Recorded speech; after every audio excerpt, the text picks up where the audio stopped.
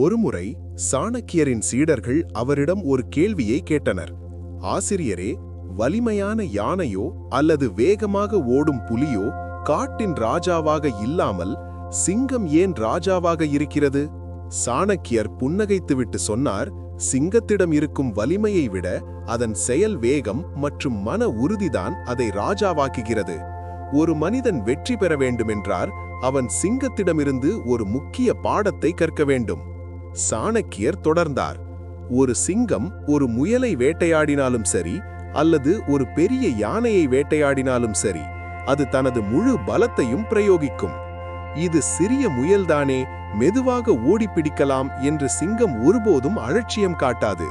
தான் எடுத்துக்கொண்ட காரியம் சிறியதோ அல்லது பெரியதோ, அதை முடிக்கும் வரை தனது கவனத்தை சிதறவிடாமல் முழு ஆற்றலோடு செயல்படும். இதுதான் சிங்கத்தின் வெற்றிக்கு காரணம்.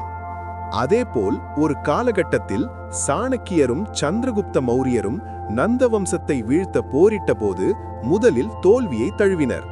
அப்போது ஒரு குடிசையில் தாய் தன் குழந்தைக்கு சோறு ஊட்டுவதை கண்டார். குழந்தை சோற்றின் நடுப்பகுதியில் கை வைத்து சுட்டுக்கொண்டது. அதற்கு அந்த தாய் சொன்னாள், நீ சாணக்கியனை போல செய்கிறாய். ஓரத்திலிருந்து சாப்பிட ஆரம்பிக்காமல் நேரடியாக நடுவில் கை வைத்தால் சுடத்தான் செய்யும். இந்த ஒரு சிறிய விஷயம் சாணக்கியருக்கு பெரிய பாடத்தை கற்பித்தது. அவர் தனது திட்டத்தை மாற்றி எல்லையோர நாடுகளை வென்று இறுதியில் நந்த வம்சத்தையே வீழ்த்தினார். இந்த கதையின் திருப்புமுனை என்னவென்றால், உத்தி இல்லாமல் உழைப்பது வீண். சாணக்கியர் சீடர்களிடம் சொன்னார், சந்திரகுப்தன் வெறும் வீரனாக மட்டும் இருந்திருந்தால் வென்றிருக்க முடியாது. வீரத்தோடு விவேகத்தையும் சேர்த்து சிங்கத்தைப் போல தனது இலக்கை துல்லியமாக கவனித்ததால்தான் ஒரு பேரரசை உருவாக்க முடிந்தது. சாணக்கியரின் இந்த வாழ்வியல் பாடம் நமக்கு சொல்வது இதுதான். 1. முழு அர்ப்பணிப்பு. நீங்கள் செய்யும் வேலை சிறியதோ பெரியதோ, அதில் உங்கள் 100% உழைப்பை கொடுங்கள். 2. அலட்சியம் வேண்டாம். எதிரியையோ அல்லது சவாலையோ ஒருபோதும் குறைத்து மதிப்பிடாதீர்கள். 3. தோல்வியில் பாடம்.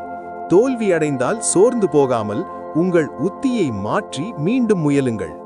சாணக்கியர் வாக்கு. நிழல் தரும் மரமாக இருங்கள், ஆனால் உங்கள் பலவீனத்தை யாரிடமும் காட்டாதீர்கள். உங்கள் வெற்றி சத்தமில்லாமல் இருக்கட்டும், ஆனால் அதன் பலன் உலகறியச் செய்யட்டும்.